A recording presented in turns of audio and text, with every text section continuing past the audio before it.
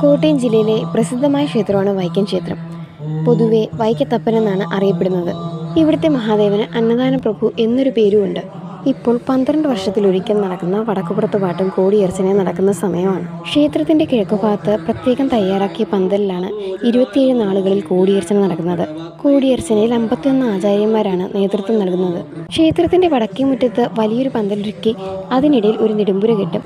ഈ നെടുമ്പുരയിലാണ് വടക്കുപുറത്ത് പാട്ടിന്റെ പ്രധാന ചടങ്ങായ കളമെഴുത്തും പാട്ടും നടക്കുന്നത്. ഗണപതി, സുബ്രഹ്മണ്യൻ, നാഗദൈവങ്ങൾ, പനച്ചിക്കൽ ഭഗവതി എന്നിവരാണ് ക്ഷേത്രത്തിലെ ഉപദേവതകൾ. ക്ഷേത്രത്തിൽ ഒരു ആൽമരത്തിന്റെ ചോട്ടിലാണ് നാഗദൈവങ്ങൾക്ക് ഇരിപ്പിടം ഒരുക്കിയിരിക്കുന്നത്. ഇവിടെ ക്ഷേത്രത്തിന്റെ പുറത്ത് 4 മൂലയ്ക്കും നന്ദി ഭഗവാനെ കാണാം. ക്ഷേത്രത്തിന്റെ തെക്കുഭാഗത്ത് ശ്രീകോവിലില്ലാതെ ഒരു തറയിലാണ് പനച്ചിക്കൽ ഭഗവതിയുടെ പ്രതിഷ്ഠ. മേൽക്കൂരയില്ലാതെ കുടികൊള്ളുന്നതിനാൽ വനദുർഗി എന്നാണ് അറിയപ്പെടുന്നത്. ക്ഷേത്രത്തിന്റെ വടക്കുഭാഗത്ത് നെടുമ്പുര കെട്ടി കാൽ നാട്ടിയിരിക്കുന്നതാണ് ഈ കാണുന്നത്.